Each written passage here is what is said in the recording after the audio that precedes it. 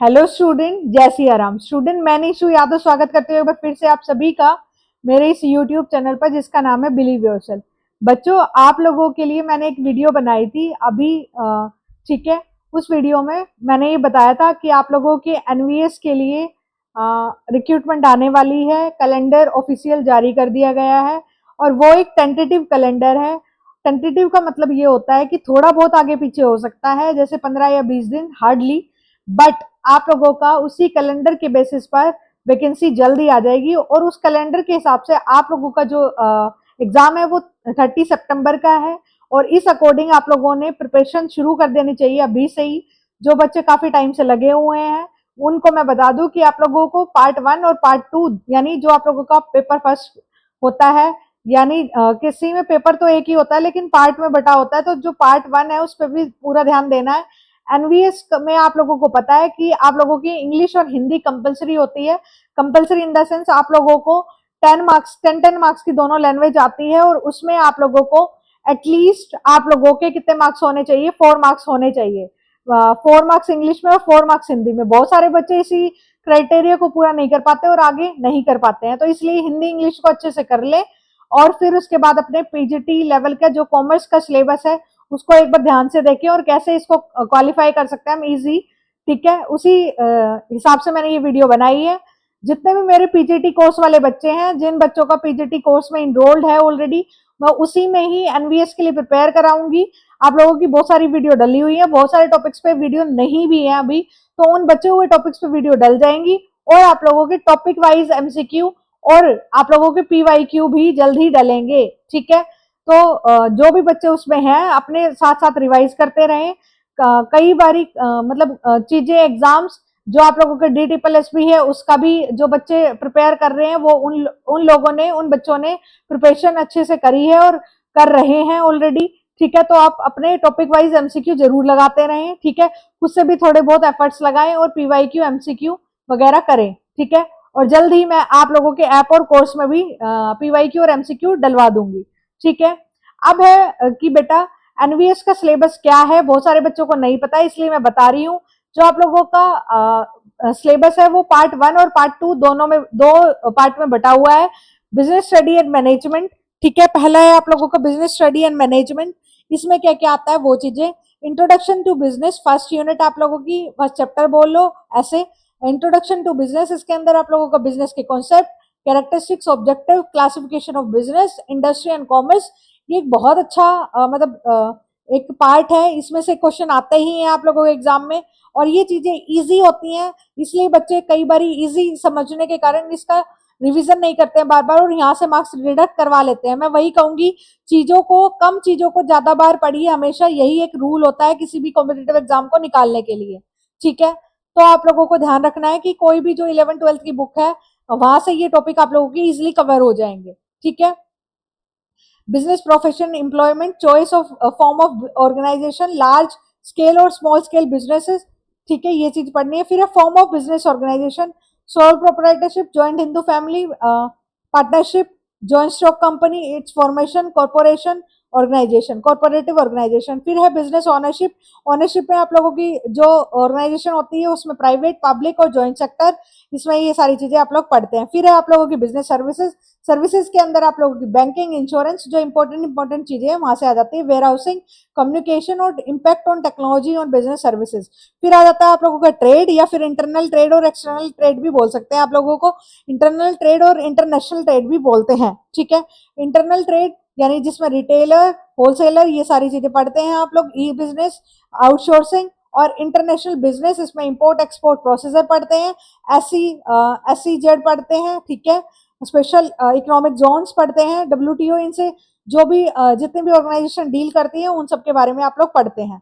फिर है business finance, business finance के अंदर आप लोग बिजनेस फाइनेंस का पार्ट, जो आप लोग मॉनेटरी पॉलिसी, फिजिकल पॉलिसी, फिर आप लोगों का ये कैपिटल मार्केट, ये सारी चीजें आप लोग पढ़ते हैं। फिर आप लोगों का सोशल रिस्पॉन्सिबिलिटी, ये बहुत छोटा टॉपिक दिख रहा है लेकिन यहाँ से क्वेश्चन अक्सर देखने को मिलता है। बिजनेस एथिक्स, इन्वायरमेंटल प्रोटेक्शन, ये सारी चीजें। फिर है मैनेजमेंट का पार्ट आ गया, ये 12th में आती है। Management concept, objectives, nature, management as a science, art, professions, levels, principles of management, general and scientific. फिर है उसके बाद बिजनेस एनवायरमेंट आ जाता है आप लोगों का। एनवायरमेंट में आप लोग पढ़ते हैं, बिजनेस एनवायरमेंट में दो टाइप्स होते हैं आप लोगों को पता है, जैसे माइक्रो मैक्रो। फिर उसके बाद एलपीजी पॉलिसी पढ़ते हैं इसके अंदर, और business as a futuristic vision. Management function पढ़ते हैं, मैनेजमेंट के फंक्शन आप लोगों को पता है, पीओएसडीसी, ये सारे पढ़ते हैं, इनको बहुत अच्छे से और बहुत डेप्थ में पढ़ते हैं, इनकी प्रोसेस पूरा सब कुछ सारी चीजें टेक्निक्स वगैरह सारी चीजें हम लोग पढ़ते हैं। फिर है बिजनेस फाइनेंस या फिर फाइनेंशियल मैनेजमेंट। इसके अंदर फाइनेंशियल मैनेजमेंट बहुत इंपॉर्टेंट पार्ट है और ये काफी डेप्थ लेवल में आप लोग पढ़ते हैं और एग्जाम में भी सही क्वेश्चन आते हैं यहाँ से। लीवरेज हो गया, कैपिटल स्ट्रक्चर हो गया, वर्किंग कैपिटल मैनेजमेंट हो गया, आप लोगों का इन्वेंट्री मैनेजमेंट हो गया, यहाँ से क्वेश्चन अक्सर देखने को मिलते हैं। फिर आप लोगों का फाइनेंशियल मैनेजमेंट, फाइनेंशियल मार्केट में money market, capital market, stock exchange, ये सारी चीजें आप लोग पढ़ते हैं। फिर है HRM, human resource management, importance manpower, estimation, recruitment and selection, training and development, ये सारी चीजें आप लोग पढ़ते हैं। फिर है marketing, meaning, functions, roles and levels of marketing, ये सारी चीजें आप लोग पढ़ते हैं। Organization behaviour, individual behaviour, motivation concept. और फिर इसके बाद है इमर्जिंग ट्रेंड इन मैनेजमेंट। फिर है कंज्यूमर प्रोटेक्शन एक्ट, और यहाँ पर आप लोगों का कंज्यूमर प्रोटेक्शन एक्ट पर बिजनेस मैनेजमेंट का जो टॉपिक है वो सारे खत्म हो जाते हैं। ये पार्ट है आप लोगों का बिजनेस मैनेजमेंट का।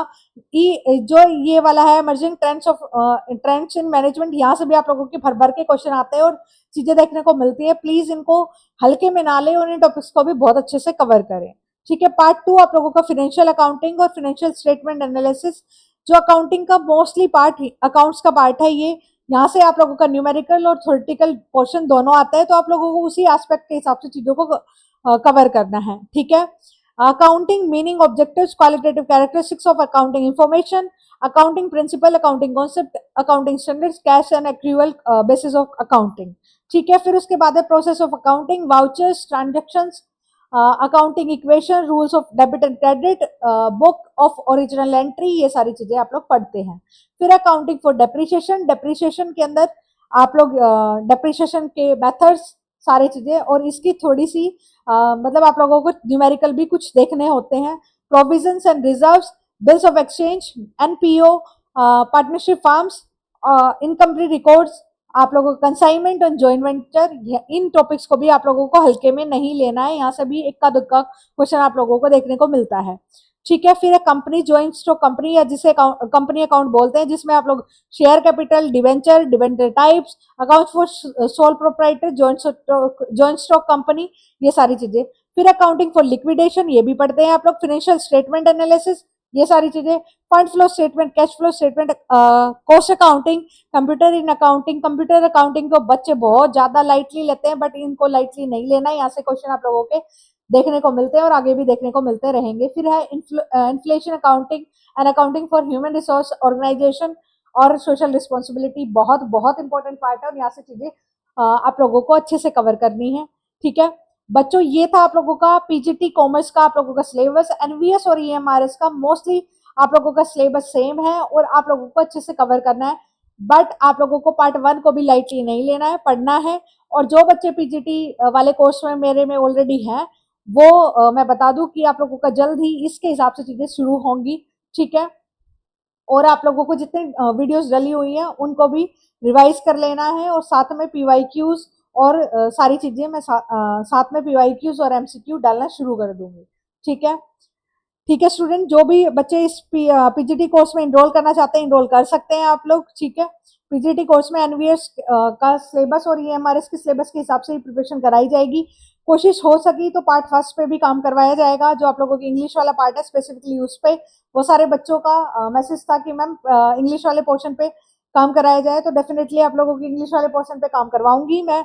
आप लोगों के टीचर हैं जो इंग्लिश के, वो काम करवाएंगे, और आप लोगों की इंग्लिश इतनी तो करवा दी जाएगी कि आप लोगों का जो ये कट ऑफ है जो आराम से क्लियर कर सको। ठीक है, अगर आप कंसिस्टेंसी से किसी चीज को पढ़ते हैं तो आप लोगों को डेफिनेटली चीजों को क्लियर कर लेते हैं। अगर कंसिस्टेंसी को छोड़ देते हैं तो वो चीजें टिपिकल हो जाती हैं। आप लोगों को कंसिस्टेंसी बनाए रखनी है। जल्द ही आप लोगों का चीजें नोटिफिकेशन, क्योंकि नॉन टीचिंग की तो नोटिफिकेशन आ चुकी है और फॉर्म भी फिल किए जा चुके हैं, तो टीचिंग की भी आप लोगों को जल्दी देखने को मिलेगी, और आप लोग प्रिपरेशन शुरू कर दीजिए। ठीक है, आप लोगों के सिलेबस के ऊपर वीडियो चाहते थे इसलिए ये वीडियो आई है। अगर आप लोग ये सिलेबस की पीडीएफ चाहते हैं तो आप मेरे टेलीग्राम चैनल को ज्वाइन कर सकते हैं, बिलीव योरसेल्फ। आप लोगों को इस वीडियो के डिस्क्रिप्शन बॉक्स में टेलीग्राम चैनल का लिंक मिल जाएगा, वहां पे इसकी पीडीएफ आप लोगों को मिल जाएगी फ्रीली, और आप लोग वहां से डाउनलोड करके इसका सिलेबस देख सकते हैं।